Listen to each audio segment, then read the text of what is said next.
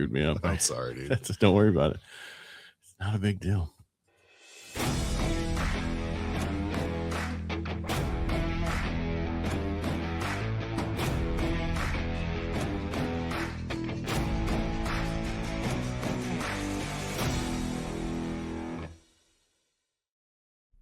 Hello, everybody. I'm your host, Ed Parcaut of Helping the Brave, and let's bring in our guest today.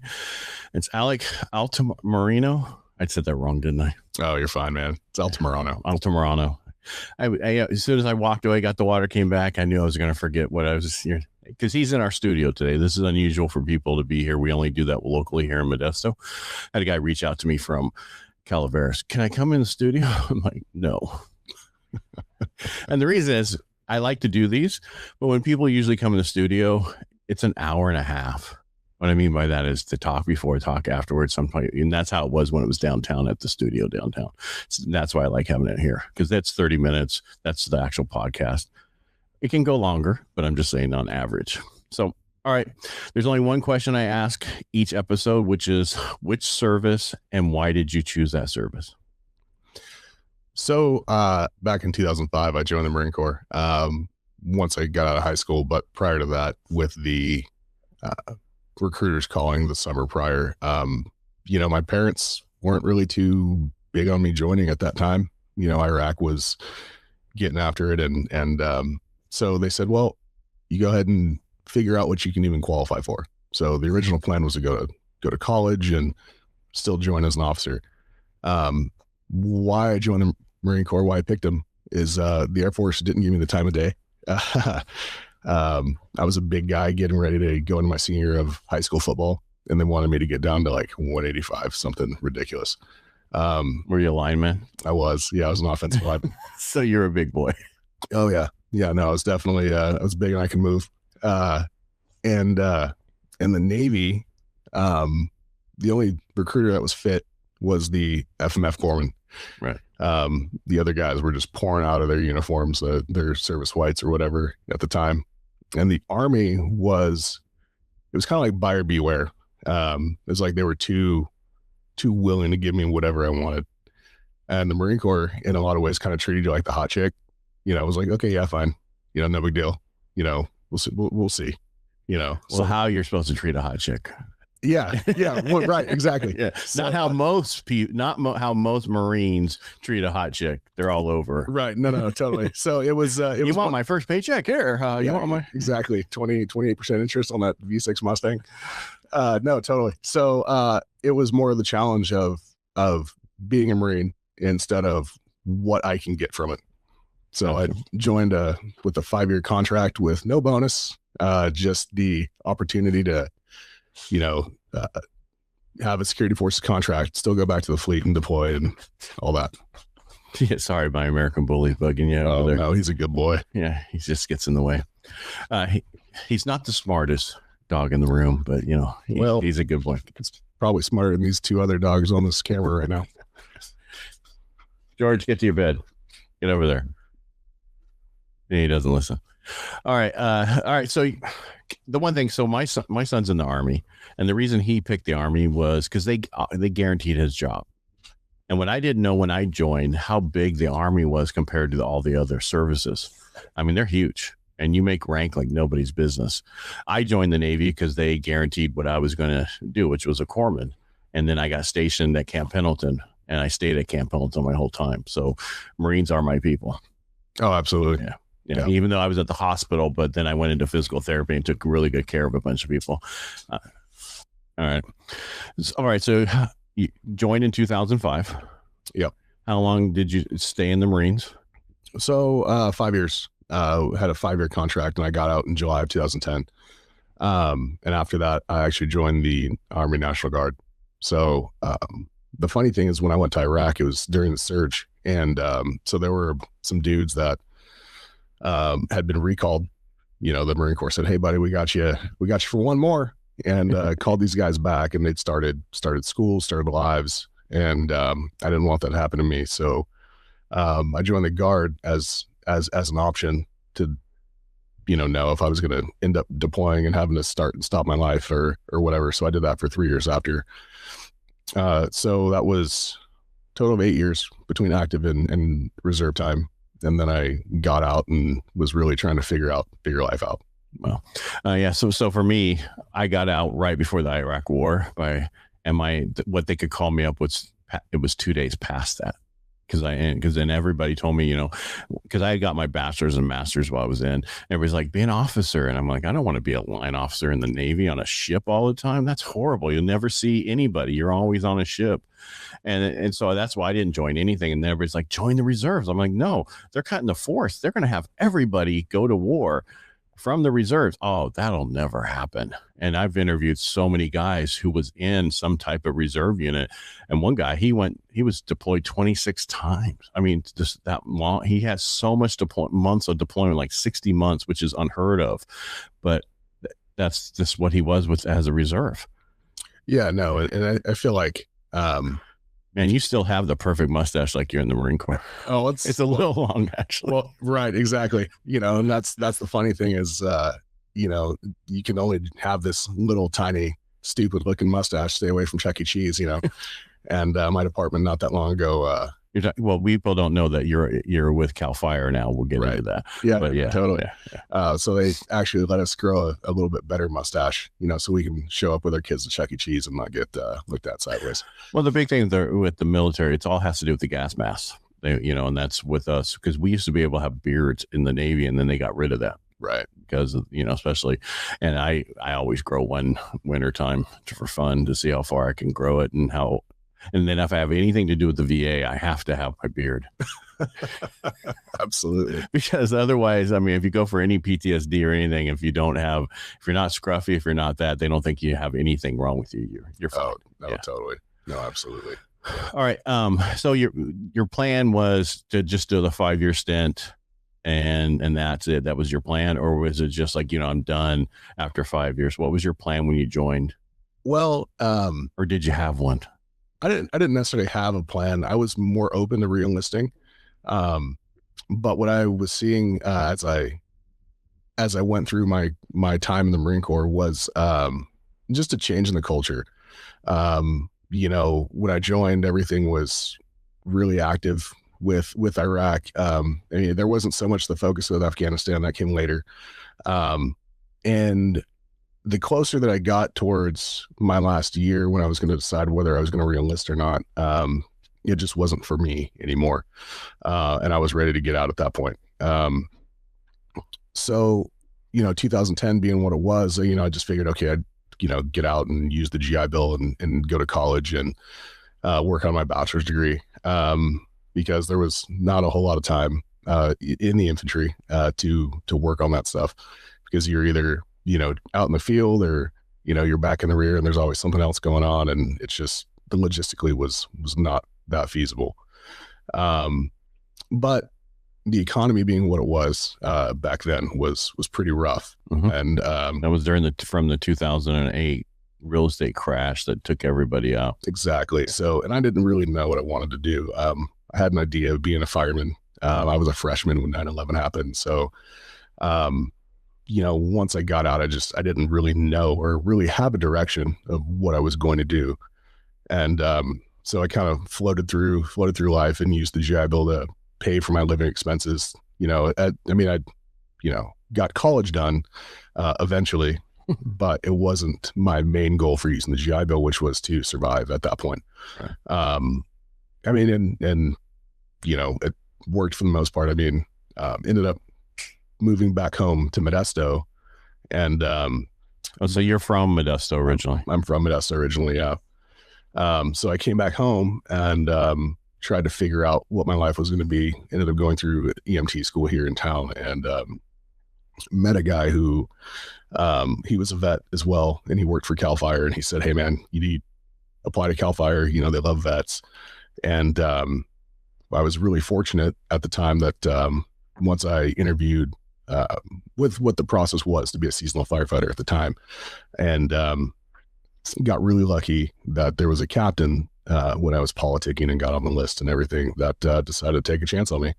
And that was back in 2014. And here I am 12 years later, a battalion chief with the department. Wow.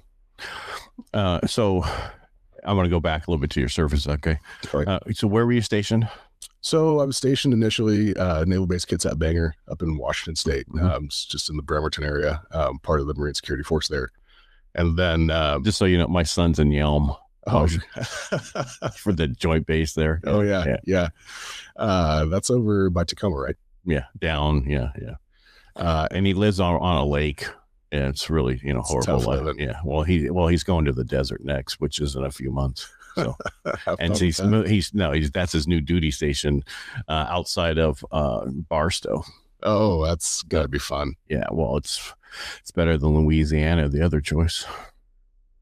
Yeah, I'd say so. It is. One's a wet and one's a dry. I'd much rather have a dry than a wet any day. No, totally. Yeah. Then after that, I PCS'd to the 2nd Battalion 9th Marines over in Camp Lejeune, North Carolina. Good thing it wasn't during the 80s. Yeah, that's early right. 90s. Yeah. Although, that water is still questionable. There's so many problems there. And just camp where I was at Camp Pendleton, there's so much issues there. I have sinusitis from it that, I rated at 50% because of Camp Pendleton. Oh, I believe it. Yeah. Absolutely believe it. I mean, we came back from 29 Palms after Mojave Viper, our pre-deployment workup, and our room, they told us to shut off all the ACs and everything. We came back to the barracks and everything was black and moldy. Wow. Oh yeah. Rough. Well, and what people don't realize in some of the places not there, that's a hot, dry heat, but in other places they keep the AC so low because of the humidity. They have to keep it from mildewing and have all that black mold everywhere. Oh yeah. All right. So trying to think what I wanted to hit up there. I want to go. So your service, when you got out, did you, and you don't have to answer those or not.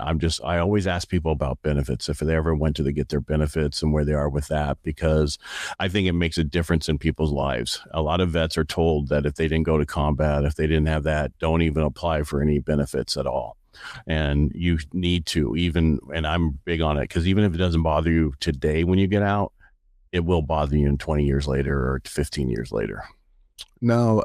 So when I was getting out, I remember having to do VA appointments. So I, got registered and this was stuff I learned from guys that were getting out and learning the process, right before my last year, and, things that I didn't know about and they don't tell you about. Right. Of course they don't. So everything was all word of mouth. Right. And, so when I got out, I was assessed at 40%. It was all, musculoskeletal stuff. Right. Take a drink. Oh, yeah. You're good, man. Yeah. And it's supposed to be conversation like we're having a beer, man. Yeah. So, excuse me. So, that's really all I knew. And then using the GI Bill. Just so you know, I was fought for almost 20 years at 10. I was only at 10%. I'm at 90 right now, and I'll be at 100 here in a few months. No, that's great. And I'm just saying, and it's not bragging. And that's why I try to explain to people. It's just knowing the issues and the process. I have one of my knees is really bad from all the stuff I did with patient care. Because you talked about you went to EMT school. Well, in the Navy, that's how we pulled duty with ambulance, and we weren't just a EMT, we were paramedics, and we were pulled out to I-5 down there. We were pulled everywhere. I saw so much stuff that's why I realized why I'm not in the medical field anymore, So.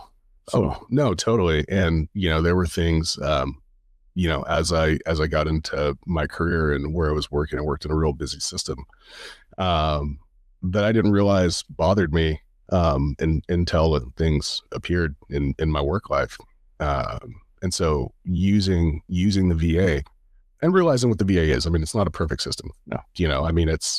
There's a lot of bloat. There's a lot of, layers to the system. But you need to figure out how to make it work for you. And taking advantage of those resources that are quite frankly there for the veteran. Mm-hmm. And whether we want to use it or not, or, oh, this is trash or what have you. I mean, the thing is it's there, and you can use that system until you find, a counselor or somebody that you jive with, that's really going to listen to you and what you have going on. And I've been fortunate to, been able to find a clinician, at least for me, in dealing with my own mental health that, that I jive with. And it took a few, don't get me wrong. It's not like this is the only person that I've seen with the VA and, as a counselor and talking about PTSD and things that bothered me. I mean, I went through a few to really figure this out. And so that's important too. I mean, just because, nothing with the VA is necessarily one size fits all. You can keep trying to figure some things out and find out a good fit. And you as the veteran just have to be willing to put yourself through that process.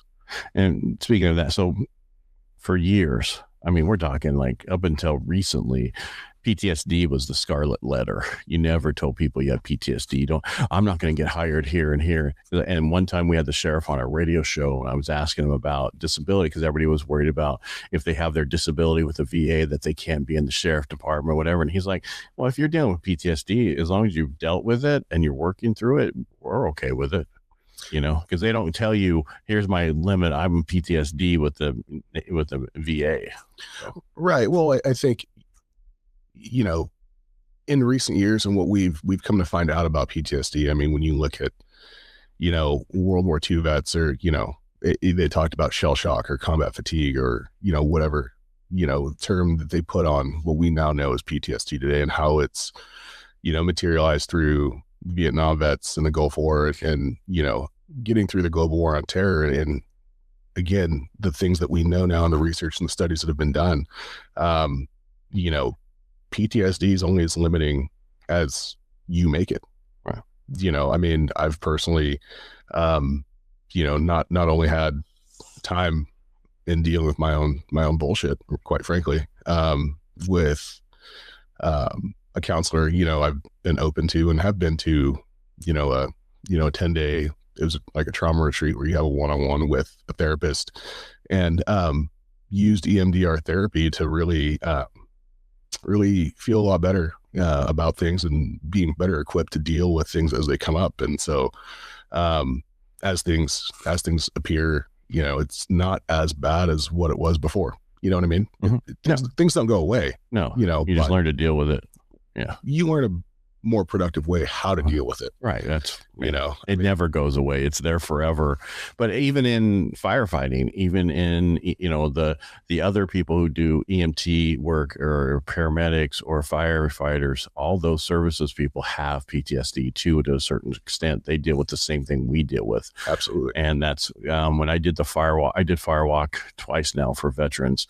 In the last 2 years, one each year. And at first one was adamant vets only. And then I was like, wow, the first responders have the same issue. And I relate more to a first responder from being in the military than I do as a combat vet. So I was like, okay, wrong. Second year, everybody's invited for this because of that, because I understood the difference. It was, they were the same. But back to your statement about World War II. World War II had less people with PTSD because they didn't fight every day. Right. They walked a lot, then they would fight and whatever. The Vietnam War came around and it was bad. They were fighting all the time. And then if you look at what we went through with Iraq and everything else, you're constantly under fire to a certain point. And then that's what you do all day long. And that's why there's more people with PTSD than we've seen in a long time. Plus, when you came home in the past, you were on a ship for a long time. And right. you had time to deal with it with your buddies. Dude, these people they shot Osama bin Laden. That night they were in bed with their wives. It just doesn't work the same. No, absolutely. And I think it's important to recognize, through the generations, the cultural shifts and the things out there that, I mean, that exist today that didn't exist then. I also think that we as a culture have been more open in recent years to being able to own our own issues, you know what I mean? And to make a conscious effort to fix them instead of, diving into drugs and alcohol. I'm not saying that doesn't happen. That still doesn't happen. I mean, you still have to be willing as an individual to say, I need help and to accept the help that's out there. But I think people today are more willing to do that as opposed to the past where, you just got to suck it up and be a man. Well, that's what they were told. That's what we were told. So, don't, suck it up, all that kind of things. And that's totally different. And now at least we're able to, and don't be wrong, the VA is horrible compared to, to get things done. They're not set up. It's only been the last 4 to 6 years that you've seen a change to where more people are getting the disability that they need and being able to get help. But even in my medical record, I told them I can understand why vets commit suicide in the parking lot, because it takes 4 months to get seen for PTSD. That's ridiculous. Right. I got to go through a nurse and then a social worker to get to behavioral health and then to a psychiatrist. Why are they the ones making sure I have it? What if they miss it? Well, and again, that's what I meant by there's so many layers to the VA. There's so much bloat. I mean, is there a way they can streamline it? Sure. Do I have the answers? No. But I think that's the privilege that I get to have as an outsider in that system, that I get to sit there and criticize it, and I don't have to offer a solution per se. I've had a solution, but they don't like it. I'm sure. Yeah. I'm sure, because it affects the bloat and affects the system. Yeah, get rid of everybody and just have insurance, and we can go anywhere. Right. But because they don't want that. Well, and the VA secretaries, actually, everybody's so worried about what's been doing. He's been doing a decent job. My problem I have with it, like I went through recently, I was with community care for my psychiatrist and for PTSD, and then I had 6 months. That's what it is for community care. Well, he comes out in May and says it's good for 1 year. Well, guess what? Mine started March 31st, and they were like, oh, sorry, you don't fall underneath that. I'm like, that's BS. It should go back. Oh, that's not how it works. I'm like, that's just ridiculous. So, I've been in this lot with 4-month waiting because each one's having issues with getting the stuff in. What I'm getting at is that mentality. Somebody should have just said, put him, the secretary said this, they're all good from there back. Well, and that would make sense to a logical person, unfortunately. Right. And even with the VA, in going through claims and so on and so forth, where if you have your own independent medical opinion and the VA has their own examiner and says, no, it's just not as likely, or whatever the verbiage is. I mean, the tie is supposed to go to the runner, in terms of, no, you've presented this evidence and you have an independent medical opinion, and that's how it's supposed to work. Well, does it always happen? No, because it's, at least in my opinion, it's all in the interpretations of the rater or, whatever bureaucrat's looking at it on the back end. Right. And that's how they interpret things in black and white, even though it's in black and white, in my opinion, that it's really not up for interpretation. And a lot of that we find is the fact that whoever packages that up for you and making sure, because the rater has certain things that they have to understand and see, and it has to be in a logical order. You probably don't know my story, but I fought forever. And then I had a ranger I interviewed on here help me go through the process. And the process was, I learned so much from him, but then I learned so much more going through the process and how listening to, there's VA raters on YouTube that actually tell you different things. And then there's a guy who was a VA rater who does 500,000 claims a month, or money he gets for vets a month, 500,000. So that's a lot of claims he does a month. But what I'm getting at is it's all about how you package it into them. And most people don't explain it if they're doing it themselves very well. And that's how the issue is. Even if with the letters, a lot of people's doctors will write a Nexus letter, but they won't write it the way the VA wants it. Right. And and I hate to say it, because I tried talking with one of my doctors about, providing a Nexus letter, and it's something that I think they even get weird about. If it's a VA one, they're told you can, but don't. Right. Well, I mean, if it's a VA one, they won't. Right. Even though they can't, they were told they could, but that's looked bad upon to do it. Right. And I think, that's why I like community care. Because community care people will do it. Because they're not beholden to the VA exactly like the VA physicians. No, but this is even my private doctor, that I use my work insurance for. That was kind of like, I don't know. So I mean, I did find somebody that was willing to review my medical records and look at the evidence that I provided and agreed that there was Nexus and wrote a sufficient letter to get a couple things awarded that probably wouldn't have been if I didn't go that route. Right. And just so you know, I started a veterans benefit company this last year because of what I went through. And we have connections to PAs who will write the Nexus letters. We have psychiatrists who will write the Nexus letters. And it's not us, you pay them. It's just, we just found them because we find that in order to do that properly, you have you have to have a DBQ, you have to have a Nexus letter. And a lot of these people don't do that for you. They just slap everything against the wall and see if it sticks. And that's what that Ranger did for me. I already had certain things, and then they were already at zero. All those got majorly done, but the new stuff, not all of it went through. Right. And I think I had, when I, over the years, I started at 40, and then, it was about 9 years, 9 years, something like that. When I finally decided to go for an increase, and then I got bumped to 70 and then 90. And luckily I had a guy that I served with that became a VSO in a county here in California. And eventually he ended up going to work for the VA as a raider. And so, I took a lot of information from him, and when he was representing me at the VSO level, and he helped get me to that 70%. And then, I did more research. Actually Reddit was a really big help, in trying to navigate some of that, the veterans benefits, subreddit or whatever it's called,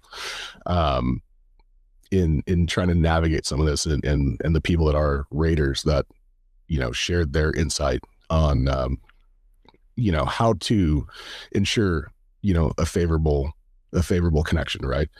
And the things that they look for. That was, a really, really, big, and they ran a Discord too or something, and was able to take a lot of information from there and successfully apply that. So when I got the bump to 100%, that from 90 to 100 was on my own without any other help or outside influence, outside of using the VSO here in Stanislaus County to file everything. I basically had everything in a pretty little package with a bow on top and said, here you go. And that's how you really have to take it on yourself to make sure you have everything, because the appointments go and talk to your doctor, and what you say gets put in your medical record, but you don't, and that means everything. So never, and whenever you go in there, it's always your worst day, even to your primary care if you use the VA doctor, it's always your worst day. Cause if you write anything, something's better, they're going to write it in there, and then they're going to reduce that the next time you go through, because they're going to see it in your medical record. Right. Well, and it's important too, that as you're discussing these issues, that you are telling them what it's like on your worst day. Mm-hmm. If that happens to be your worst day, that day you're in there, then that is what it is. And that's, you describe what you're feeling then. But it's also important to make sure that you are, describing when things are as bad as they can be, that you can barely get out of your vehicle and, walk into the grocery store and do some of that, either something as basic as grocery shopping, or, whatever errands it may be that you have to run. That stuff's important. If you can barely walk and you can barely move, you need to make sure that you're getting that taken care of and documented, because if not, it's going to be, a long road. And don't be proud. Just tell it the way it is. What I mean by that is, like, because I was supposed to get a knee brace for my knee, and I'm like, I have two different ortho, one through the VA and one through Kaiser. The one through the VA wants me to do a total knee replacement. And I'm like, okay, well, that only lasts for 15 years. I can't run on it. I can't do anything. I'd much rather have the pain to be able to do everything, because they're made the same as when I took care of people in physical therapy. Right. And they haven't changed much at all. Maybe a little bit more chromer, but that's about it. And this is the Kaiser one. And I got a couple more years. Well, they're like, there's a brace for it, but you probably won't want to wear it. So they didn't offer it. So I finally went back and I told my VA person, I want the brace, I want this other stuff. And now I'm going through all that. But back to your thing, I'm just glad that you finally got through the process, but it shouldn't be that difficult. So I created an actual app now that you can upload your documents in, and it will walk you through the process yourself to help you do everything. And we grabbed all the information from everybody out there, scraped it, everything. And so it's in the actual AI, writes everything for you, your Nexus letter, all that stuff. Oh, it's nice. And that's killer, especially the leverage technology. Oh yeah, it's huge. There's two other companies out there, but they don't leverage the way we're leveraging it. They kind of do, but not the way we do it. I don't know. And that's awesome. I think you're going to be seeing a lot more, especially modern vets coming forward, from the even early 2000s that are more tech savvy, leaning into some of this to get things to work for them, because ultimately that's what it's about, is making the system work for you. Mm-hmm. Nobody owes you anything, Yep. And it's all about how you're going to go forth and, use your tenacity to accomplish what you are trying to achieve. I mean, and everybody that's a veteran, has some level of tenaciousness to them, because everybody raised their right hand and said, we're going to go do this. So it's a mindset. It's about not becoming a victim within your own mind and going and taking what you deserve. I didn't mean for the show to go into veterans benefits. Sorry, man. No. That was not the plan for the show. Absolutely. No, I just think people need to understand, because I ran into a Vietnam vet up in Cold Springs at the store, and he couldn't hear me. And I'm like, hey, do you have your benefits? And I wasn't trying to when I tell people I do it, I don't go after people. If you want help, call us or reach out to me. But I go, do you have your benefits? He goes, no, I make too much money on my retirement. It's, 100%. If you're married, it's 4,100 or right around there. Right. That's non-taxable. No, you can't live off of it in California by itself, but it will pay a mortgage payment. Oh, absolutely. Well, and, I think that's where, as veterans, we need to be in the mindset of, obviously don't defraud the government. If you don't have an issue, don't lie about it, and don't say that you do. That's absolute trash. Let's put that out there. But if there are issues and it's legitimately from your service connection, then get after it. That's something that, we, in my opinion, are entitled to, as people that said, no, I'm going to go give my life for my country, and the nation has no problem sending young men and women to war, but there's a problem in taking care of them afterwards. And everything's different now.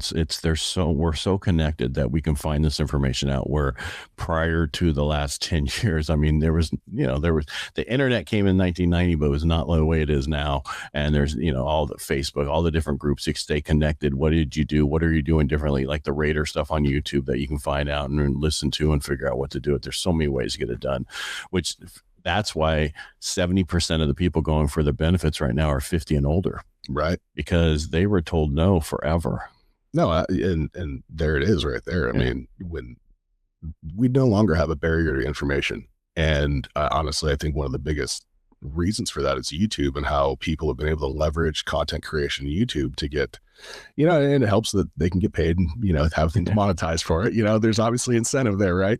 But, it's just as easy as to figure out, I have sinusitis or rhinitis, and how do I connect this, because this is a PACT Act deal, so on and so forth. Right. And how it can work out in your benefit. And then things that you can't connect to service because for some reason or another can be secondary to something else. Like if you have sinusitis, like I do, I have a 50%, which is, unless you were by a burn pit, you usually don't get it that high. And that, can easily be connected to sleep apnea and other things. Right. But, because I saw some people who were like, I got denied for my sinusitis and my sleep apnea. They have sinusitis, but they got denied for their sleep apnea. And I'm thinking, I wonder what percentage you were at for your sinusitis. Were you at 10%, 30%? You know what I mean? Because that really matters how much because 50% is the highest you can get for sinusitis. So if you're there, you're probably going to get the sleep apnea easy versus somebody at 10%. Potentially, but that's where doing your own research comes into play. We're really lucky here in Stanislaus County that we have a medical library that I believe it's ran by Memorial Hospital, where I got in contact with somebody there and said what I was looking for as it related to Operation Iraqi Freedom, and was able to find documentation for sleep apnea and PTSD and so on and so forth. Well, the PTSD and sleep apnea are really connected now. They are, especially among OIF veterans. Right. That's because of the PACT Act and because of all that stuff. You're right. So if you can get sleep apnea connected pretty well, easy if you have PTSD, right, even without being PACT Act and that type of deal, it's easier because there was a court case that did it. That's the difference. No, absolutely. But Yeah. that's what I'm saying as far as the veteran going out there and finding their own research. Right. Well, guess what? Legitimate You don't have to go to the library anymore. You can just you can just Google that information and it will come up. We went and scraped so many things to get that information in our system that it comes up and it's, you know, where were you stationed? And I go tell you everything that's tied to what that is. Because and what time were, you know, what was your era, Gulf War? Here's all the things that you can be connected to. So we already, like, we built that out so that people can find it, and that's our free tools with it. I just want that information out there so people don't have to search for it. No, that's great. And this was a few years back where, Right. you know, we didn't have Chat GPT, we didn't have, you know, all this AI stuff that we have now that makes things way easier. 22 is when it started. Exactly. And yeah, so I mean, for people to write their, you know, their narrative and their DBQs and certain ways to say it, you can get help to make it sound better for, you know, using that kind of stuff. Well, and honestly, even using buddy letters, that's huge. You know, there's things that, you know, your friends that you served with remembered, you know, in particular, or using, you know, your spouse, you know, writing a buddy letter, or coworkers that, oh no, he's, you know, there's definitely some issues there. There's some days where he, you know, can't stand up for, you know, 20 minutes because his knee or his back's bothering him, whatever. Right. It's just having people that are willing to write the letter for you, to explain, hey, yeah, no, this is like what it's for this guy on his worst day. Yeah. You know, and it gives them some insight. And I think that carries a lot of weight as well. Yeah, I told my son, since he's in, I said, even if you can't, you know, he's medical, so the biggest problem when you're medical, you never put that shit in your medical record. You just take care of it. I was in physical therapy. We got hurt all the time. We just took care of ourselves and healed us, but nobody put in our medical record. And our problem, so my, you know, early 90s, there's not the same connection that you guys have through Facebook and all the different connections you guys can still. Right. So my buddy so-and-so, let me go find him. I have two people I know still from that period, and I could reach out to for when we were at hospital corpsman school together, but the rest of the service, no. Well, and that's another big thing too, is the fact that the younger generation is a lot more connected. I mean, I remember, I think MySpace was a thing when I was like a junior in high school, something like that. So, you know, the cusp of social media and technology, I was in the thick of it growing up, right? You know, and able to leverage and maintain a lot of those connections. Like you said, you know, older vets from previous generations don't necessarily have that. Right. And I mean, cell phone, we had a pay phone. We had no cell phone. Yeah, you better have change in your pocket. There's no change, people. They get these calling cards for, you know, the numbers and give everybody that somebody stole from somewhere you didn't know. They're like, use this number. And next thing you know, your people are getting called to so-and-so, use this. You know, what's this call from? I have no idea. Yeah. But what I told my son is keep track in a log. You got a phone, to put in a note in notes in your phone. What day, what happened, who was around you, and just leave it in there. And then that way you don't have to think about it. Then you can go, hey, I need to, Sergeant so-and-so was there. I can get a buddy letter from him, you know, kind of thing. Oh no, definitely. Yeah. Not that I'm trying to plan, because here's the thing is I've talked to so many people who were told this right before they got out. They got everything in their medical record. So when they got out and went through DAV, or some of those people who help you when you're getting out, they got their full benefits right away because it was in their medical record and they put it forward. My issues weren't always in my medical record.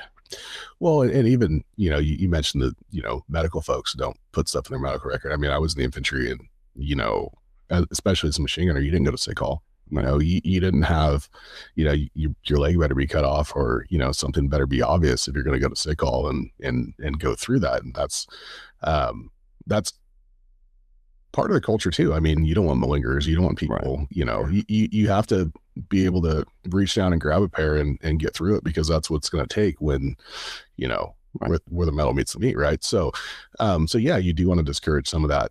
But the fact that people don't get that in there, even as they're getting ready to get out, or there's things that they don't necessarily recall or remember, you know, I mean, so much can happen at so many different times that you just don't get it in there. And there, quite frankly, wasn't a lot in my medical record that, at the time, especially when I got out, that I was able to not reintroduce, but use my own private medical records since then, you know, to help create some of those nexus. Right. And that's what I was saying. You just have to, and you have to be part of the process. You have to. That's how I've learned so much to do through this whole thing, is because when I was researching certain things, and the one, a lot of people will go for PTSD and then not get PTSD, and they don't understand why. Well, you didn't go and look at the actual DBQ and the other stuff that talks about PTSD, what 10% is, what 30% is, 50% is, 70 and 100, Right. what's involved in those areas. And you didn't research that to know that you have to make sure you say those things to them. If you're not explaining it to them, they have no idea. Well, and you know what, they don't even open their mail either, because the VA sends you decision letters for these things, and they tell you what the next what you would need for that next rating. You know, and so they don't even do their own research to know how to go about things. And I don't know if that is, you know, because they don't know the process, or there's you know, people think it should be handed to them, whatever it is. I mean, again, but like you said, you have to do your own research. You have to do your legwork, because if not, you're leaving your benefits on the table. Yeah. And by the way, va.gov now has all your claims there. You don't have to wait for them in the mail. Exactly. Even your old ones are there. Oh yeah. Yeah. No, it's all there. Yeah. And what I do is I upload that into our new app, and it will, like, with things you've been denied for, it will see what other conditions that those can be secondary to. So that way, you know, your plan going forward, because people don't understand. People ask everybody, and just having that to be able to help people understand the secondary conditions to something else is a huge difference, because then you don't have to worry about getting the buddy letters and everything else regarding to your service if that happens, if it's secondary to something else. Oh yeah. No, and that's huge. But if you have data out there now, but if you have not been seen for it, do not complain about it. Don't have issues with it. They're not going to say no. No. Yeah. That's what zero is. Zero says it's service connected, but you have not been really seen for it, or you're not complaining about it, or you don't have something that was missing. And that's why you still got zero, which means it's connected. Now you have to go through the process to explain it and to go see your doctor and everything else to get it through. Well, and that's exactly it. And that's, you know, how you convey that information to it, so they can check that box on the DBQ. Correct. Plus, you should have your own DBQ. Exactly. That was sent in with everything else. If you leave things a chance, it's going to not go your way. Right. Correctamundo. All right, Alec, what should I have asked you today that I didn't ask you? I don't know. Let's see. I mean, since we're talking about veterans benefits, you know, veterans out there should absolutely be using their GI Bill. If they have a disability rating that would qualify them to use a Chapter 31, I think it is, VR&E. Mm-hmm. That's absolutely huge. I'm currently going to school for my master's in public administration, being paid for by the VA. You're talking about, is that Voc Rehab? Yes, that's also Voc Rehab. Yeah. Yeah. You know, that's something that veterans should be using. It's out there for us. It's what year did you get out? I got out in 2010. Okay, because so 2003. So there's a year. So the Voc Rehab has to be used within. There's no time period for you. There is a time period. There is a time period. 15 years. Yeah, and I started my program 2 months before that 15 years. And what it is, it's either you gotten out or your first benefit check. Yes. So if you don't go and get your benefits, and then you finally get your benefits, and then you have 15 years if you were 2013 and below before. It's a month in 2013. I didn't realize that, because these people are saying when you get it, you can go get your vote. I had no idea. I got my master's myself. I could have went to Voc Rehab for my master, used it for my master's, but I didn't, because they didn't tell us that information. Or you could have used it if you wanted to, become a doctor. You could have used it for that. Whether it had been a PhD or an MD or got a PA school, whatever. I know a lot of people at UOP that are getting those. That my business partner and the other thing, Abdi, just finished his master's through Voc Rehab, and then the people we're all connected to up there, they're getting their PhDs now, and then they're like, "Hey, we can help you with the psych stuff." But it's just funny how they're all using that, which it was. Again, this is the connection of people being able to tell you what's out there that wasn't there before. Well, and again, everything with me and the VA for the most part has essentially been word of mouth. I found out about it by another veteran, and I just happened to be at Fleet Week representing, representing CAL FIRE, and he was a CAL FIRE employee. And come to find out, we were in at the same, pretty much the same time, different units, knew a couple of the same people. And because it's a small Marine Corps, Right. why wouldn't we?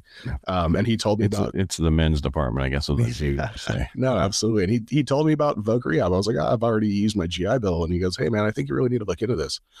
And I did. And I'm going and pursuing. I'm almost halfway done with my master's in public administration at Golden Gate University, and it's being taken care of, paid for by the VA. You still have to go and do the work and do those things, but there are things out there for veterans, and we certainly absolutely need to take advantage of that. Exactly. The other thing that besides you can go get your, if you're 100% disabled, you can your disabled tags and not have to pay for your vehicle registration. Yep, that's huge too. I mean, it depending on the vehicle, it could save you $1,000 a year. Well, yeah. Well, I don't know if you have to be 100 though, right? You don't have to. You have to be 100. Okay. Permanent and total. Okay. And because I have a buddy who's 90 who has it. You might be able to. He got a letter from the VA. If you're TDIU. No, he's not TDIU, because TDIU means you can't work.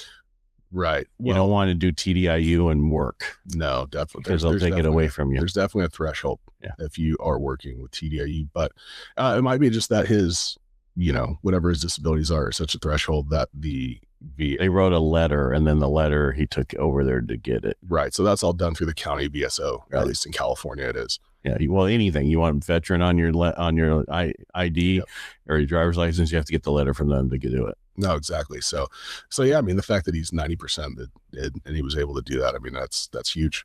But people, since you brought up 90, people need to know what their real number is, because what they round up or they round down. Yes. So I'm at 92 and they don't have my PTSD in there at all. So when I was 90, so I'm 90. Somebody else I know is at 85, but they're 90. Yeah. And I even created a calculator, because everybody's like, go to the VA one. And that's too much work. Yeah. Just upload your letter into our stuff. It'll calculate it for you and tell you what your true number is. And then you can add, okay, if I get I had 3 things they denied: PTSD, because they didn't have it in the system, my sleep apnea, and my migraines, because they weren't connected to all the other stuff. Now they're connected through everything I have as secondary, or PTSD by itself. But all I needed was one more item, and I would have been 100, and I could have moved on. You probably would have been close, depending on whatever rating would have come out for that. What I've noticed is that I have the calculator. Yeah. All I needed was all I needed was a 50. There you go. Period. All I needed. Even a 30 got me a 94. A 50 got me a 95. Right, and that's what I was meaning by that, because every time once you hit that 90%, it's all onesies and twosies that will get you up to that point. Right. Well, the thing is you have to, if you get PTSD, 70 moves up the rank and starts at 70. So I'm at 61 for my lower body. That's what my big number is, because I bilateral and the whole thing that they work out. And the whole thing works because I dropped my stuff into ChatGPT and it did the VA math. I was like, I'm at 92. Okay. And so when I made my calculator, I was like, whatever works the same. Yeah, it was 92 point whatever. Well, it's amazing too how people don't understand the bilateral factor. I mean, that's huge. If you have, if your shoulders hurt, and you have pain in your shoulders, or you have decreased motion and mobility, so on and so forth. I mean, that, that factor is key in being able to make sure that you're getting to where you need to be, whether it's your knees, your ankles, your shoulders, elbows, wrists, whatever it is. That's where you have to be honest and talk about these issues. And they pay you where pain starts. And when you go for your CMP appointments, when they tell you to raise your arm over your head, ask them, do they want you to raise it to where pain starts or go through pain all the way? Then they back off. The problem is they want you to, bend over, touch your toes. Okay, you just failed. Well, you can just tell them, do you want me to bend over where pain starts or all the way through? If you ask that question, they'll never trick you. And because they're not your friend, they're not your advocate. They're there to, half of them are there to prove you wrong. Other half sometimes are an advocate, but they're not always. Well, what I tell people is, who's paying their checks? Who's sending their checks? Because it's not you. Right. And that's, what, right, wrong, or indifferent, they're going to do what's in their best interest. That is correct. Thanks for talking about veterans today. Oh yeah, man. Thanks for talking about VA benefits, because I think a lot of vets think they're too proud to go get their benefits, and they should, just because there's the other thing they don't realize is do it for your kids. Mm-hmm. What you get for your kids, the fact that you get medical coverage for your kids if you get to 100%, and your spouse and your kids is huge. That's a lot of money. Well, I think in California, I think if you're 50%, don't quote me on this, I'm probably wrong, but I think 50% service-connected disability, I think your children can go to California state schools. I believe that's it's actually 10%. Oh, it is. So here's how it works. In California, kids can go to state schools for free. Mm-hmm. You have to pay for books. Sure. But the issue is, if you're not 100%, your kids can only make so much per year. There's a max on what they can make while they're going to school. Gotcha. If you're at 100%, they can make whatever. Right. So they can go to use, any of the systems for free. Well, and again, I knew something like that. I'm not there yet with my kids to know the difference yet, what I need. Well, I knew it because my daughter, she made $100 too much one year. No way. Yes. And could not. I told her, do not go over this number. And of course, kids know better. And so then she had to pay for her own schooling for a year. Yeah. It'll get you. So, yeah. But no, man, I mean, that's the thing. It's, there's benefits and there's things out there that are just outside of the monetary. I mean, the monetary, don't get me wrong, it makes life a little easier because, nobody's going buying bread with their hand out. Right. Not necessarily anyway, but, it's there. We as veterans said, I'll go and give my life, and, we need to make sure we're taking advantage of, maybe taking advantage is the wrong term, but go out there and use what's out there for you. Right. There have been people that have, sacrificed and put themselves out there to make sure that we have what we have. And, we don't honor their sacrifice or their struggle if we don't take advantage of it. Right. And it's just helping yourself out. If you have issues, which most people will, because you can't, you got this big backpack, the other stuff, boots, and you're jumping. And, that's the other thing is a lot of the boots were replaced, and they changed everything to prove that, hey, there was a problem with these boots when these people hiked in them and everything, and, did all this stuff in them.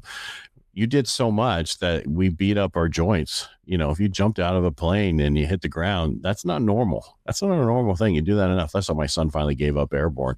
The air hit them, and they all went into trees and hit their heads. And luckily that helmet's on and everything else, but they were, dazed for a little bit. Well, and that's why, these veteran benefits are under attack, quite frankly. I mean, I don't know if you've seen the Washington Post stuff that's come out in the last 6 months. You got people like, I don't want to say, necessarily advertise somebody else's podcast or anything, but that's okay. I don't care. There's I don't care. a commenter, Matt Walsh. I saw something recently. He's out there and spewing the same thing. Like, oh, all you have to do is say you have something wrong with you. No, you don't. And, no, dude, like, tell me you don't know anything about veterans benefits without telling me you don't know anything about veterans benefits or what it takes to be a veteran, right. And what veterans have been through and what they've done. Right.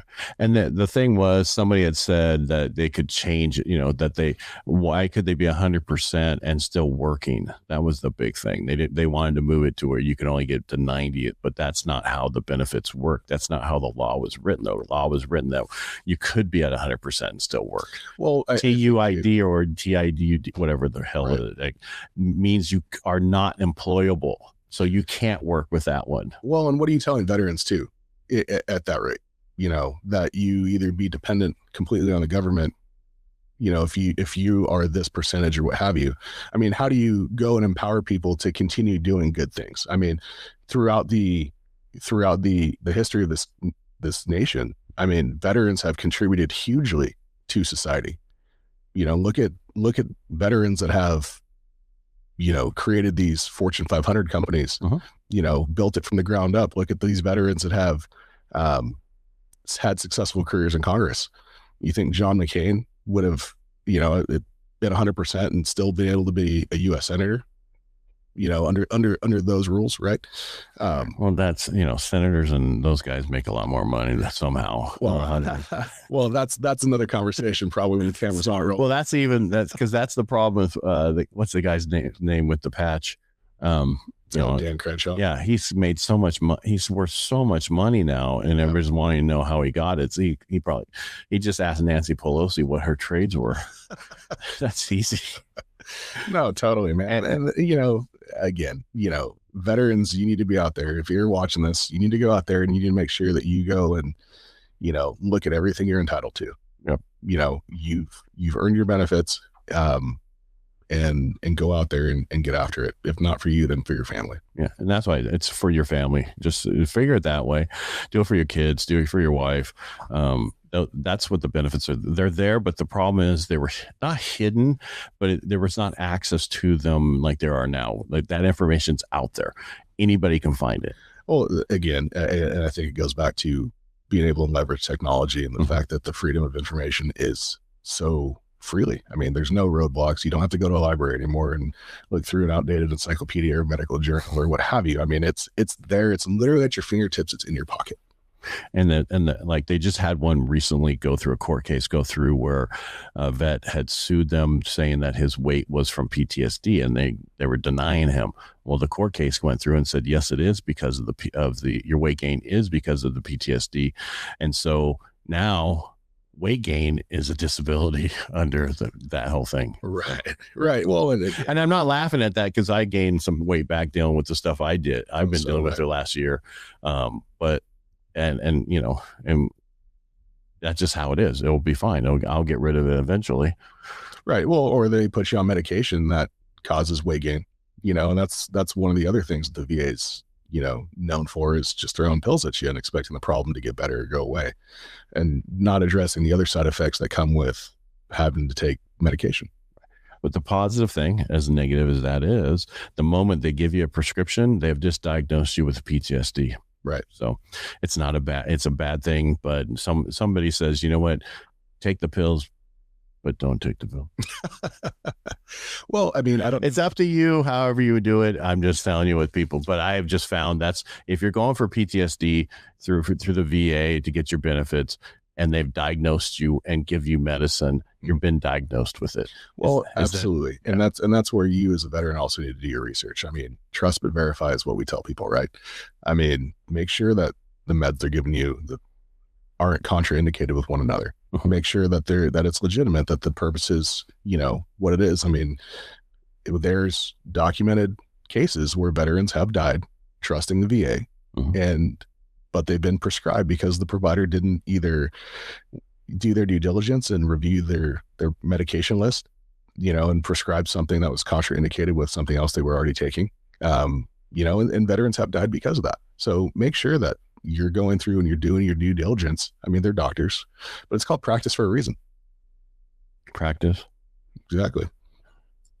Well, I just found that the issue that you have with that is just be careful, because I know a lot of vets have taken them and committed suicide because they've taken them and everything else. Exactly. Yeah. No, I mean, benzos and SSRIs, I mean, if it helps you get through the day, that's great. It's not something I, you know, particularly am pumped on. So, you know, it's just, it is what it is. Sorry, I'll have to send this email real quick. No, you're good. Yeah. It's a funding going on recording. Had to be answered back because I want my money today. Yeah. Don't we all? Yeah. Well, no, it's just one of those things. It's like, of course, they always going to come, you know, ask me a question on Fridays. Oh, yeah. Normally I don't do these. I do these on Tuesdays at 1:30 and 2:30. That's when I normally do these. Oh, I got you. You're special. Well, and you live on the same street as me. So, and we're not telling people what street that is. Oh, no. All right. So I appreciate you talking about that, but I think it's really important, like you said, to go look into what are available for veterans, because there's so much out there for veterans. And one of the things we didn't even talk about is the fishing and hunting license discounts. Yeah. Yeah. Yeah. No, I mean, I don't hunt as much as I used to or fish because I'd much rather just go buy it and it's easier. Yeah, no kidding. Yeah, I don't have that much time to sit there to fish anymore because I have so many, by the way, if you know anybody, I got so many fishing pools and gear I'm trying to get rid of, and I don't want to just put it on stuff to have someone come over here and try to, you know. I might know a guy. I got tons. I mean, some of it came with the cabin, some of it came in this thing I got, and I got so many pulls and stuff, and it's just in the way because I don't, like I said, I have one of those old Ron Pope's pocket fishermen's. Oh yeah. Yeah, I have one of those too. I found one. Those are perfect, but I also have two other rods that I have in the truck just in case if for some reason I wanted to go fishing when we're up at our cabin, but nobody ever wants to because it's not called catching. Yeah, well, and it can be tough up there, depending on the time of year and how well things are running. Yeah, well, it's just anywhere. I mean, everybody I knew were big fishermen on the sea, and I still don't. That's not for me.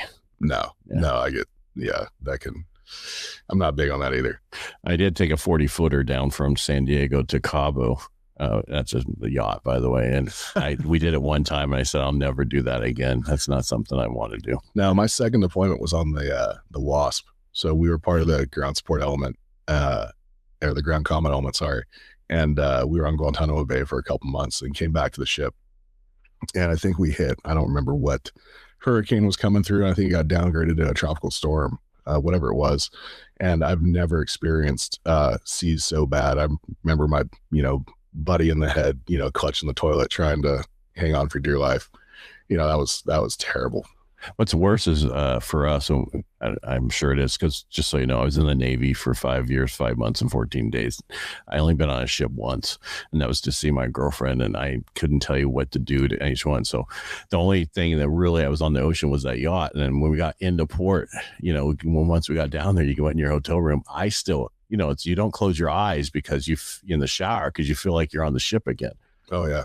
Yeah. No, it's rough. But yeah, I'm the only sailor who's never seen the seas because when it was my time, so your first 18 months back when I became a corpsman, then you went to specialty schools. They changed it now to where you go on, you go in to go to specialty schools. You don't pick it later.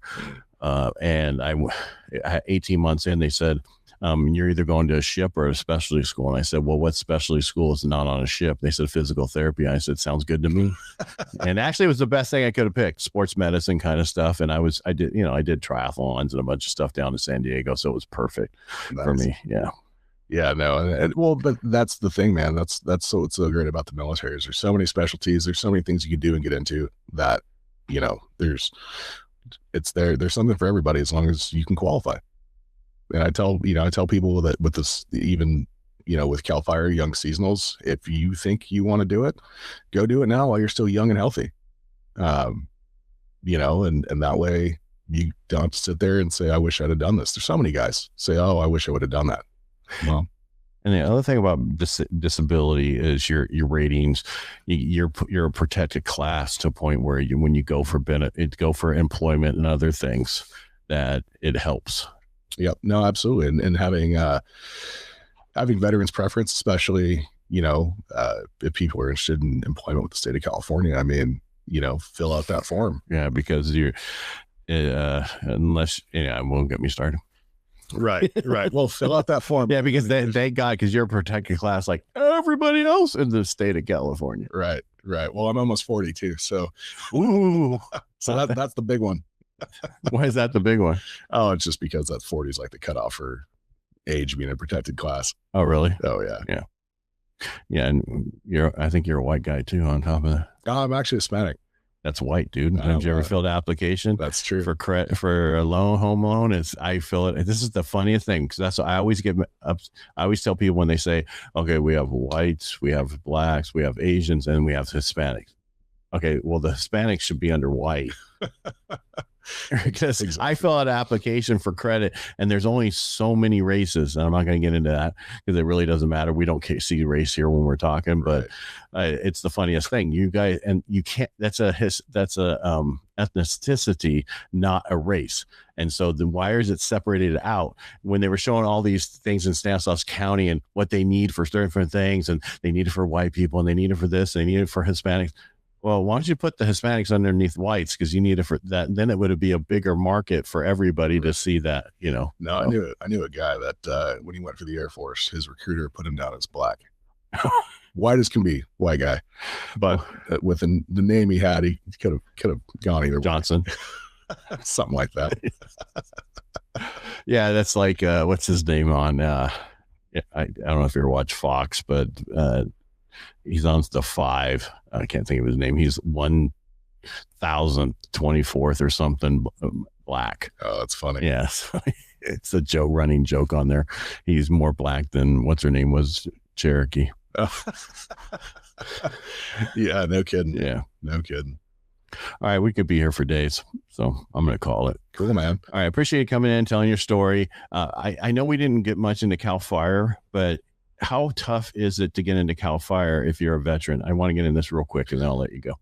So I wouldn't say it's necessarily that hard as a veteran. So wait, let me back. So is it better to go with a regular fire department, or is it better to go with CAL FIRE? Because people don't understand the two difference. CAL FIRE is mainly for forest fires, right? Well, fires. That's where you're wrong. And the I'm just telling you with the perception. That's why I threw that out. No, totally. So I mean, obviously, we're one of the forest agencies in the nation, and there's no secret about that. But we are all risk. So and actually, we operate contracts around the state. Where we are the fire department for those areas. Riverside County is our biggest contract. Oh, really? We have, yeah. No, the Riverside County Fire Department is staffed by CAL FIRE personnel. Gotcha. And within that, there's 22 contract cities. That I think that's the number anyway, where we are the fire department for that city, like the city of Menifee. So there's great opportunities with CAL FIRE. I mean, and we're growing at such a rate right now. We're the biggest. They need more of you guys because of this fire problem we have, because we don't like water or fire hydrants to work. Wow.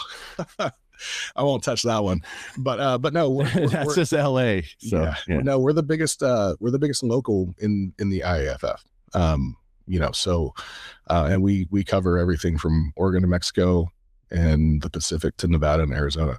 It's a great department to work for. It depends what you want, what you're looking for. I'll make no bones about it. If you want to go make more money, then go work for a department that makes that kind of money.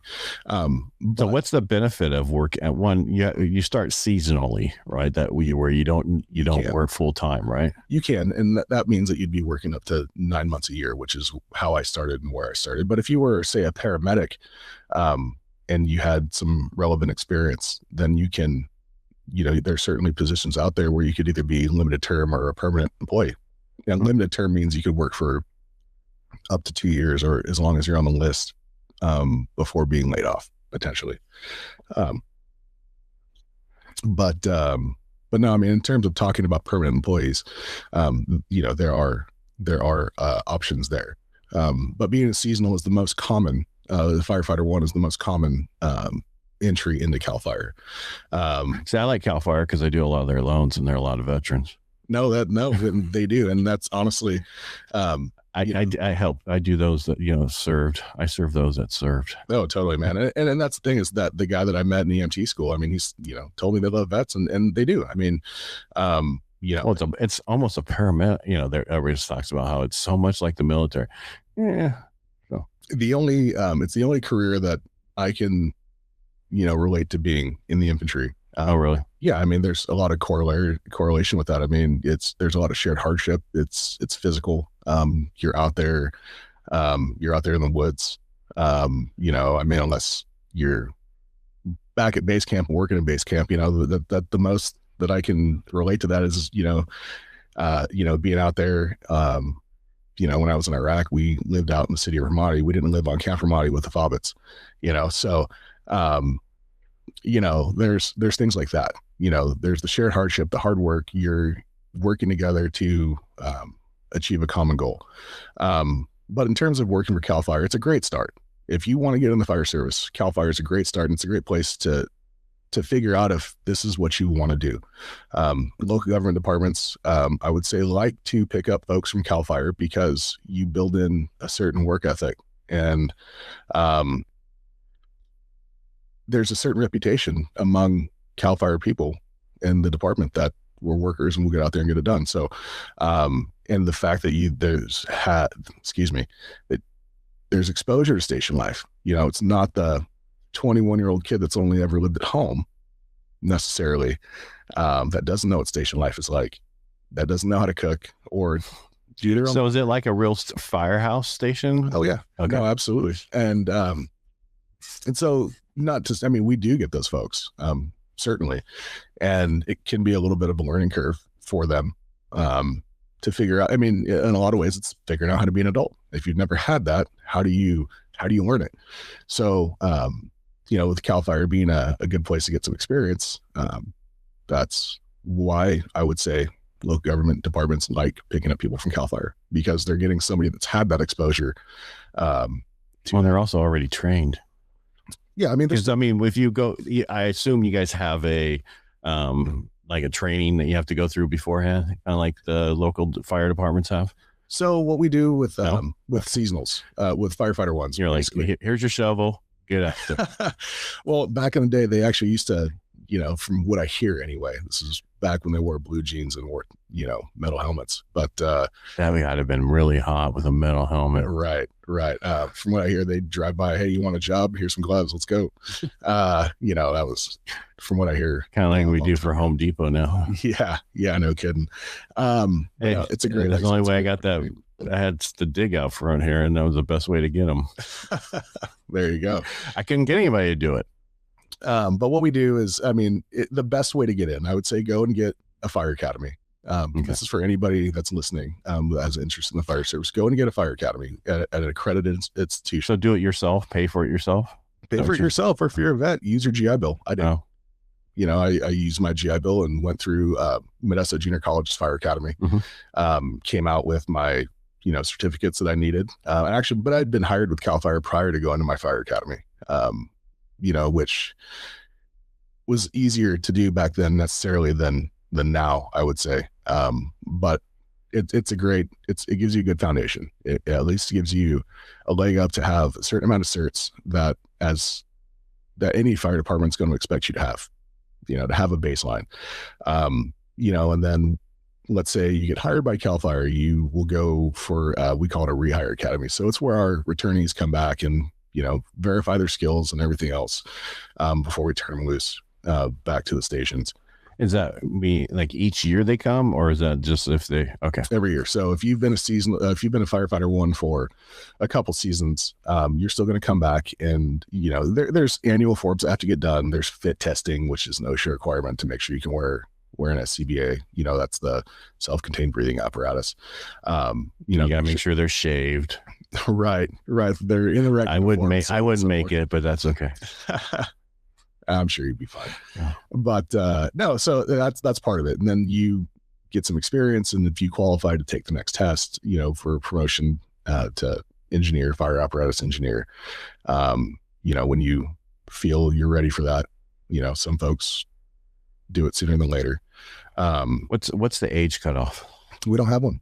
Oh, really? Nope. Not at all. Not at all. As long as you can do it, you can do it. Yep, exactly. Wow. Because I interviewed the oldest vet to join the Army, 65. Oh, wow. Yeah. He went for a 10-year. He did 10 years. Oh, good. He's an actual vet, not a vet like us, a veterinarian. Okay. And they deal with dogs, and then he also does humanitarian work and all that. Yeah. He wanted to join, and he was brought on, and he was guaranteed 10 years. Oh, nice. Good for him. No, we don't have a cutoff. I don't know. I think with the federal government, I think if you're not permanent by the time you're 35, I don't think that you would qualify to be a permanent employee after that. I think it has to. You're talking about for CAL FIRE? No, like for the federal government, for the Forest Service, something like that. Because they do have an age cutoff. I think it's like maybe 65. Yeah, because they don't want you falling asleep in the truck as much as they normally do when you're younger. I don't know. I can't speak to that, but yeah, that's what I've heard. What'd you do all day? I drove all around. Really? Your tank's still full? Yeah, you got gas. Yeah. I didn't want to run out. Exactly. But no, man, it's a great experience. It's a great place to work. We have our challenges. There's no ifs, ands, or buts about it. I mean, it's not perfect. But it works for me, and it works for my family. And it's provided a lot of growth and opportunity for me. So what is your plan? And maybe we'd say this offline. Is your plan to retire there? Yes. Yeah, no, it's where I've hitched my wagon to. I've looked at going other places and tested and interviewed. And every time I've kind of come back saying, you know what, maybe that place isn't for me. So I do enjoy where I work. I do enjoy the department, the opportunities the department has to offer. And, I look forward to taking advantage of that as I continue my career with CAL FIRE. Well, thanks for explaining that too, because a lot of people probably have questions about CAL FIRE if they want to get involved. Are you available for any questions and answers and that kind of stuff if people reach out to you? Is there a way to reach out to you? You have an email? Do you have on LinkedIn? Do you do any of that stuff? I do have a LinkedIn. You can find me, Alec Altamirano, on LinkedIn if you guys feel so inclined to reach out to me. Well, if people might have questions, I'm a vet and this is what I'm going through, and I want to, how do I get on with CAL FIRE and all that stuff? Who knows? You never know. Oh, totally. Yeah. And so I take that. I take it pretty. Like I said, I had a pretty difficult transition getting out of the military off of active duty. And so, because you lost your purpose, or what was we went so far and everything else. And we went down the whole vet thing. What was your issue with your transition? I think it was, I was 23 years old when I got out, and I was, I was a machine gunner, machine gun squad leader, and you couldn't do that in town. No, there's apparently not a big market unless you're getting into contracting for machine gunners. Yeah. But no, it's losing your purpose. Going from being trusted and with people's vibes and military equipment and everything else to, you're sitting in English 101 at Lake Tahoe Community College with 18 and 19-year-olds who, for all intents and purposes, I'm sure were great folks, but there was absolutely nothing that I was able to relate to them with. It's like that scene from Billy Madison where he's back in fourth grade. Right. It's very much felt that way. And so when the economy being what it was, not having a purpose, not having a steady paycheck, and I was married at the time, to my first wife, and I think that you're from California. Yeah. I think that an instructor told me that when I was getting my master's. Oh, really? Yes. Yeah. You're from California because you say your first wife. Yeah. No, dude. I mean, look, I had a tough transition, and I think I projected a lot of my issues on her, and right. Because you were young too. I was young. I got married right before I was going to Iraq, and quite frankly, I thought I was going to die. I think that's pretty normal for a lot of these folks, and why a lot of people get married prior to going. But no, man, it's just dealing with a lot of the issues and not having the information, certainly not the information that's out there now, and not having perspective either that there's not a problem with me. And that's kind of how I felt with a lot of things, that there was a problem with me, why I couldn't, I was trying to get on with Douglas County Sheriffs in Nevada, and I didn't make it through their psych. And perspective being what it is, I wasn't ready for it, man. Like, they did me a favor by screening me out of the process because of that. I wasn't ready for it. There was things that I was dealing with that I had no idea that I was dealing with, and that probably is the first big disappointment or failure in my adult life, was not making it through that, because everything else for me had been, I wouldn't say easy, but I didn't have the friction. I didn't have the taste of failure. You know what I mean? Like, yeah. I was an athlete in high school. I got good grades. I worked, made it through the Marine Corps, and, I felt like I had a lot to offer, but didn't understand how to apply that. And I think a lot of vets lose that when they get out. They lose their purpose. The one thing I will say, UOP has a huge veteran community up there. Really? They even have a veterans house now, and they also have, for I think 30 vets, a dorm for vets to be together at. And then I think they're working on something like that with Turlock and somebody else. But no, that's great. And the other thing, I'm talking about for schooling, because that's huge with schooling. We don't have we have 1.5 million veterans in California, but we don't have them concentrated like we do in Southern California and LA, like we've had them up here. We used to, but because the bases are gone, we just don't have them as much. Well, I think a big thing too, you lose your purpose, right? Mm-hmm. But I think the biggest thing you lose when you transition out of the military is community, especially from living in the barracks, and, I'm flashing back to, if anybody's listening with Camp Lejeune and going to French Creek, no idea what that is. It's this terrible area of Camp Lejeune out in the middle, like you're going to Courthouse Bay, and it's swampy and it sucks. And we were in terrible barracks out there, but you could walk out of your barracks room, man, and any time of day or night, somebody's up, somebody's probably drinking or playing video games or listening to music, whatever it is, especially on a weekend. And you have people there. You have people that are around you. You are all, creating and culminating these shared experiences, at any time of day or night, Friday, Saturday, Sunday, all the way through the week. Doesn't matter. You have people there. You have community. And then all of a sudden you're out and you're in your apartment, you're in a room, whatever it is, and there's nobody around you, and the silence is deafening.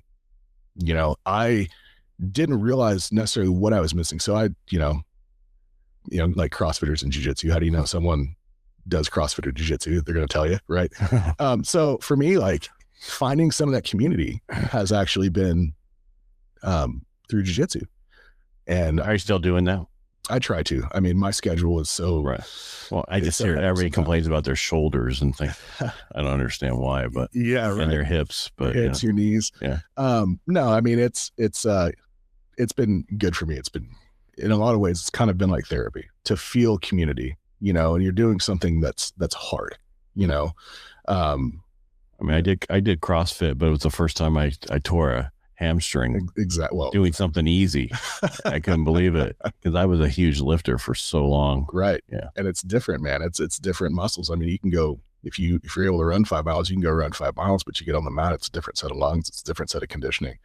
And so for me, being able to connect with other vets, there's a couple dudes from the Marine Corps, a couple dudes from the Army. One of my favorite training partners is a dude that works for Stockton PD. And, being able to do that is, it's therapeutic in its own way, but it's community. It's that combat sport. It's feeling something that you are missing that you had. And so, that's been really big for me. And especially when I went to, that retreat I told you about, one of the things, it was in Colorado and it was in February. So I just started going to jiu-jitsu and I found a gym that let me train for free. Shout out to Easton Centennial. You guys are awesome. Appreciate it. And my hotel was like 2 miles away. So, I put my sweats on, grabbed my stuff and walked 2 miles, in Colorado in February at like 6:00 at night to go and do jiu-jitsu and then walk back all sweaty, just to feel, that I could still do hard shit, man. Right. To feel the hardship and some adversity again, to know that you can still do it. Well, yeah, that's one of the reasons I like doing the fire walk, because it's actually an actual fire walk across coals. I don't know if you ever seen that or been, you ever see it? You're kind of young, but Tony Robbins is. Yeah, I've seen it. Yeah. So I have a guy who worked for Tony Robbins for almost 20 years as his fire captain for the fire walk. He does our fire part, and it's across coals. They're hot. It's getting that limiting belief out of your head that you can do it and what you're focusing on. And we're supposed to do it this year, the weekend after Veterans Day. Okay, right on. That's the plan. As long as I can get my ass moving and get it together, because I just got so much going on right now. I got multiple companies and other stuff I'm doing. So I'm not bragging. I'm just, it's nice to finally be back into, and then real estate's starting to take off. And if you got rates to come down some, but like I just did a veteran at 5.5 for a VA loan. Oh, nice, man. No, I mean, they're now 3%, but well, I don't know if we'll ever get back to there, but being busy is not a bad problem to have. No, but it's just hard to, get it all the people. I need help with people to help out, and it's through my Rotary, but I want to take it away from my Rotary because there's nothing wrong with my Rotary. It's something that needs to live on its own. No, totally. And the question is, do I want to keep that going myself, or I need to get some people more involved because I'm not a spring chicken anymore. I don't want to work forever. No kid, man. Well, there's only 24 hours in a day. Is there only? I could have swore there was more, but okay. Thank you. Alec, thank you so much for being on the show today. I really appreciate it. And telling your story, because people need to know.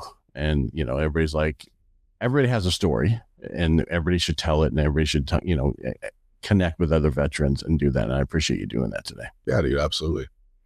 Anything else you want to say before we go? No, man, I think that's all I got. All right. You guys out there have a good one, and take care of yourselves. Reach out to him on LinkedIn if you need any help, or you just want to say that you heard him on here on Helping the Brave. Again, thank you so much for being here, Alec. Thank you.